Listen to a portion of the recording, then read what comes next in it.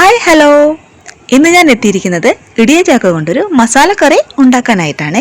അതിനായി ഞാനത് ഈ വലിപ്പത്തിലുള്ള ചക്കയുടെ പകുതിയോളം മാത്രമേ ഞാൻ എടുത്തിട്ടുള്ളൂ.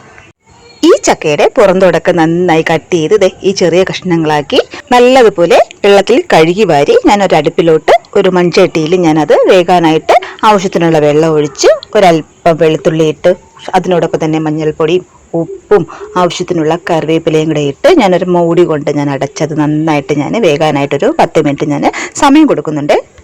ഈ മസാലക്കറി ഉണ്ടാക്കുന്നതിനായിട്ട് മീഡിയം സൈസിലെ ഒരു 1.5 സവാളയും 2 പച്ചമുളകും ഒരു 5-6 വെളുത്തുള്ളിയും ഒരു 2-3 പീസ് ഇഞ്ചിയും ഒരു 4-5 ചെറിയ ഉള്ളിയും കറിവേപ്പിലയും കൂടെ ഞാൻ എടുത്തിട്ടുണ്ട്. ഇതിൽ ഇഞ്ചി വെളുത്തുള്ളിയും നന്നായിട്ട് ചതച്ച് വേണം ഇതിലോട്ട് ചേർക്കാനായിട്ട്. ഇനി ഒരു പാൻ ചൂടായി വരുമ്പോഴേക്കും അതിലോട്ട് വെളിച്ചെണ്ണ ഒഴിച്ച് അത് ചൂടായതിനു ശേഷം കുറച്ച് തേങ്ങാ കൊത്തുകൂടെ ഇട്ട് നല്ലതുപോലെ മൂക്ക വറുത്ത് അതൊരു സൈഡിലോട്ട് ഒതുക്കിയതിന് ശേഷം അതിലോട്ട് ഇഞ്ചി ചതച്ചതും വെളുത്തുള്ളി ചതച്ചതും കൂടെ ഇട്ട് അതുകൂടെ ജസ്റ്റ് ഒന്ന് മൂത്തതിന് ശേഷം ആ സവാളയും കുഞ്ഞുള്ളി അരിഞ്ഞതും ആ പച്ചമുളകും അതിനോടൊപ്പം തന്നെ ആ കറിവേപ്പിലയും കൂടെ ചേർത്ത് നല്ലതുപോലെ ഒന്ന് വഴറ്റിയെടുക്കണം. ഇനി ഈ വഴട്ട് വന്ന സവാളയിലേക്ക് ഒരു 2-3 ചെറിയ പട്ടയും ആവശ്യത്തിന് ഉപ്പും ആവശ്യത്തിനുള്ള മഞ്ഞൾപ്പൊടിയും ചേർത്ത് വീണ്ടും നല്ലതുപോലെ ഒന്ന് വഴറ്റിയെടുക്കണേ.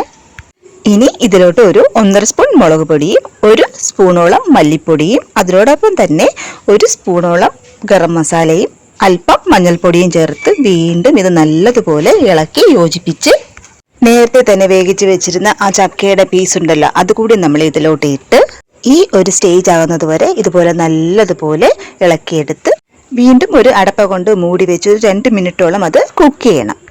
ഇനി ഇതിന്റെ അവസാന സ്റ്റേജിൽ ഒരു സ്പൂണോളം കുരുമുളക് പൗഡർ കൂടെ ചേർത്ത് നല്ലതുപോലെ പുരട്ടിയെടുത്ത് തേങ്ങയുടെ 1/4 പാലും കൂടെ ചേർത്തിട്ട് നമുക്ക് വാങ്ങി വെക്കാവുന്നതാണ്.